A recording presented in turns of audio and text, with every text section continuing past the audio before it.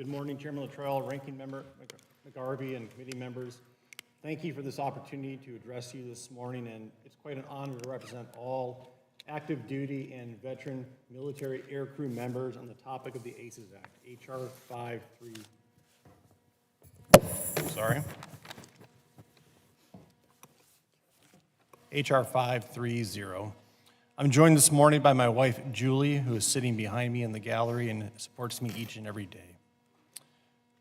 I retired from the United States Air Force in December of 2022 after another nearly 23 years of service to our nation.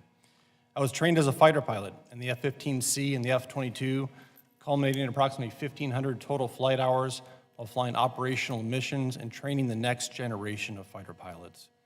And I had a promising career, handpicked to stand up the sole F-22 flying unit, early promotion to lieutenant colonel, top marks as a squadron commander, and distinguished graduate from senior developmental education.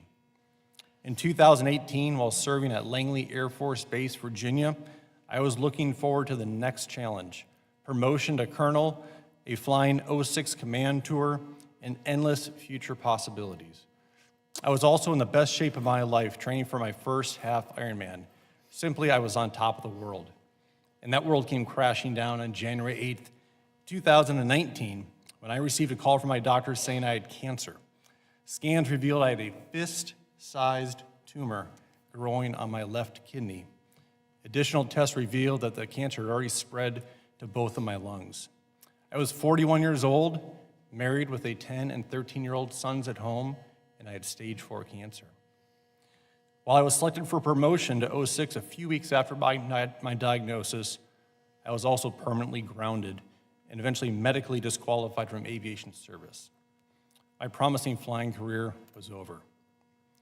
Scheduling and attending doctor appointments became a near full-time job for the next several months, and in the last 6 years, I've undergone 2 surgeries, multiple procedures, 3 rounds of radiation treatment, untold number of scans and blood draws. I participated in a clinical trial, and quite frankly, I've exhausted all known treatment options. In June of 2019, following my partial lung resection surgery, I awoke with a half-inch tube protruding from my back attached to a vacuum that was designed to suck out additional fluid from my chest cavity. My friend and fellow fighter pilot, August Fodo Pfluger, now Congressman Pfluger, came to visit me in the hospital and slowly walked the halls with me while he carried that vacuum. It is something I will never forget. The last 6 years have been an emotional roller coaster for me and my family, and I still remain in the fight for my life today. I would say it's natural for people to question the need for the ACES Act when the PACT Act was just enacted in 2022. The PACT Act is a great piece of legislation that expands VA health care and benefits for veterans exposed to burn pits, Agent Orange, and other toxic substances. The act removes the burden from the veteran of having to prove service connection for certain medical conditions. And while the PACT Act will likely help millions of veterans and their families, it is also limited to certain time periods and specific locations. To be clear, the PACT Act does not cover aviators like me and thousands of others who have been proven to have significantly elevated cancer diagnoses and deaths simply from doing their daily flying duties, as documented in 3 studies from 2021 to 2024. In a way, I was lucky, though, because my cancer was diagnosed while I was on active duty and was therefore automatically service-connected. And as such, I do receive VA health care and benefits for my condition.